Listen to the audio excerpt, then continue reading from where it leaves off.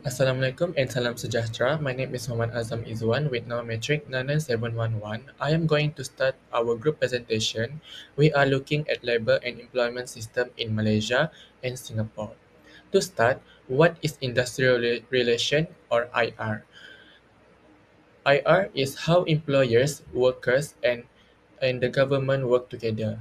When the system works well, it helps the economy grow, keep things stable, and make sure workers are treated fairly.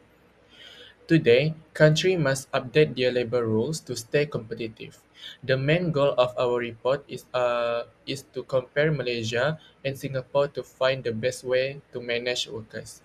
We choose Singapore as our main example because its job market is very successful and its government, bosses, and unions work together perfectly. Now, let's look at Singapore background. Singapore geographically, it is small island country right below Malaysia. Even though Singapore has changed a lot since becoming independent in 1965. It turned from trading port into one of the richest country in the world. This happened because of the stable government, safe rules, great infrastructure, and being a great place for business. Singapore does not have natural resources like oil or land, so its people are the biggest assets.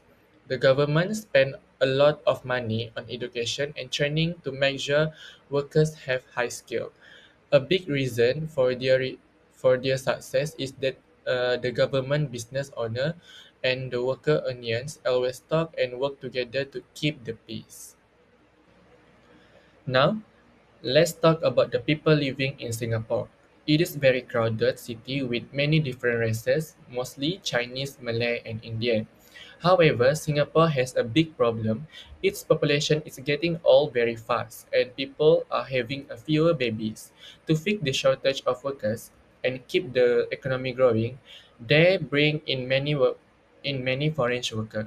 These workers do important job in factory, construction, and hospital.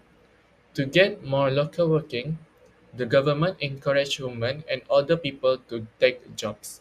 They they also focus heavily on retraining the workers, making sure citizens can learn new skill as technology change. Finally, let's look at Singapore economy. Since it does not have a big local market, Singapore relies completely in global trade, new idea, and foreign money. Today, is it ranked as one of the easiest places in the world to do business. Their economy has two main engines.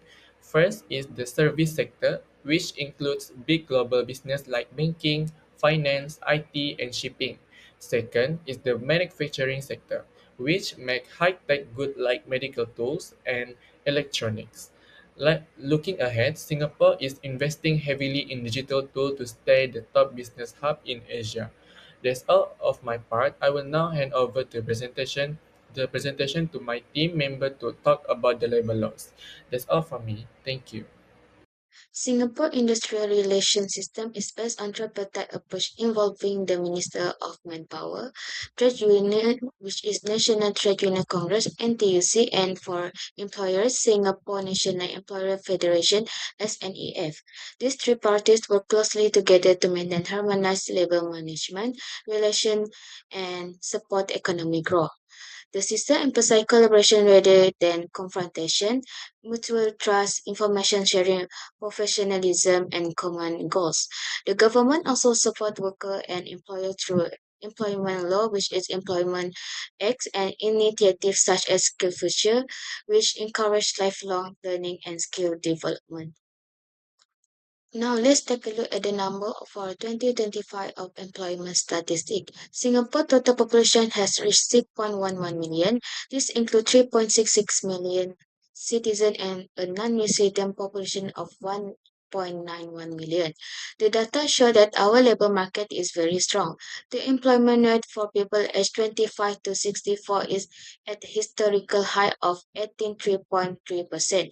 Even though the labor force participation rate dipped slightly to 37.9% because of our aging population. Unemployment remains very low.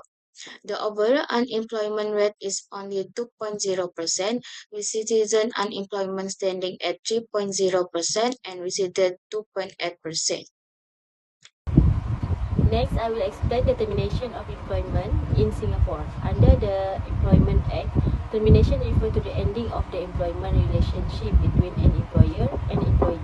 There are three main types of termination, which are termination with notice, termination without notice, and termination due to employee misconduct. Termination with notice require written notice based on the employment contract or the employer's length of service. Meanwhile, termination without notice may happen due to a breach of contract and may involve salary in lieu of notice. For employee misconduct such as theft or dishonesty, employer must conduct a proper inquiry before taking disciplinary action. Singapore also protect employers against wrongful dismissal through TADM and ECT, which provide mediation and dispute resolution service. Overall, Singapore termination system ensure a balance between employer right and employee protection. Singapore's social security system consists of CPF, MediSave, and MediShield Life. Central Provide Fund is a mandatory savings scheme that supports retirement, housing, and healthcare needs. For MediSave, help individuals save for hospitalization and other medical expenses. Meanwhile, MediShield Life is a basic health insurance scheme that helps cover large hospital bills and expensive treatment. Trade unions help protect worker rights and maintain harmonious labor relations. The NTUC represents workers across various industries and promote worker welfare. The Collective Bargaining Agreement, or CBA, cover wage, benefit, and employment conditions. Singapore also adopts a tripartite framework which involves cooperation between the government, employer, and trade union to maintain industrial harmony. Regarding women employment, Singapore promotes gender equality and equal job opportunity. Working mothers are supported through paid maternity leave and job protection benefit, helping them balance work and family responsibility.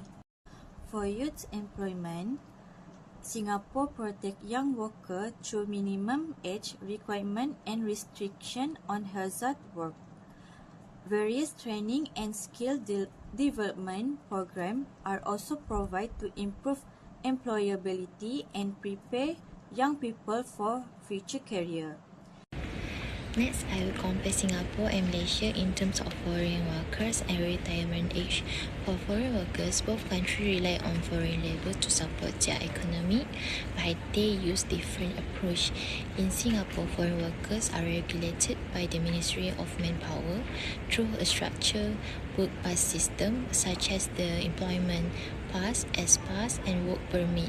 Singapore also use quota and levy policy to control the number of foreign workers and maintain balance between foreign and local workers.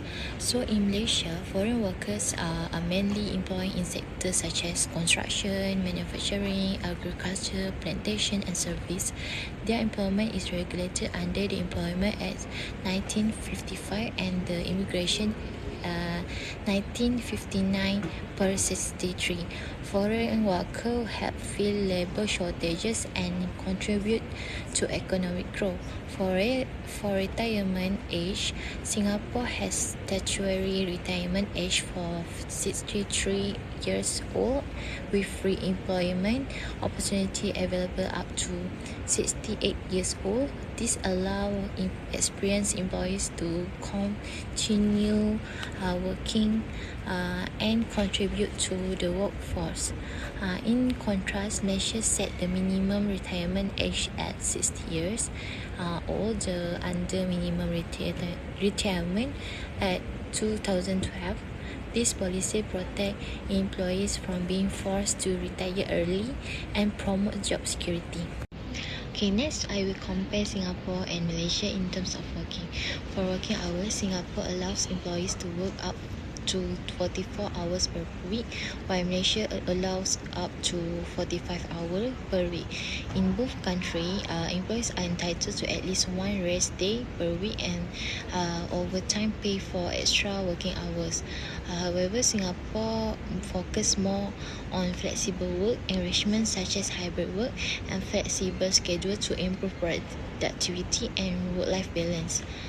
For race, Singapore does not have a national minimum wage. Instead, it uses the progressive wage model, where salary increase are based on skill, training, and productivity. This encourages employees to improve their skill and advance their careers. On the other hand, Malaysia has a national minimum wage policy starting from August 2025. The minimum wage is 1,700 per month. This policy help protect workers and ensure they receive a fair income. In conclusion, Singapore focus on productivity, flexible and skill development, while Malaysia focus on employee welfare, work-life balance and income protection. Next, I will present the similarities and difference between industrial relation system of Malaysia and Singapore. Although both countries have different approach, they share the same objective, which is to maintain industrial harmony, protect worker rights, and support sustainable economic development. Firstly, there are several similarities between the two countries. Both Malaysia and Singapore regulate working hour by setting maximum working hour, providing overtime payment, and ensuring employers receive a weekly rest day. Both countries also rely on foreign workers to address labor shortage, provide legal protection in employment termination, and establish retirement policies for workforce planning. However, there are several significant differences in terms of wage policy.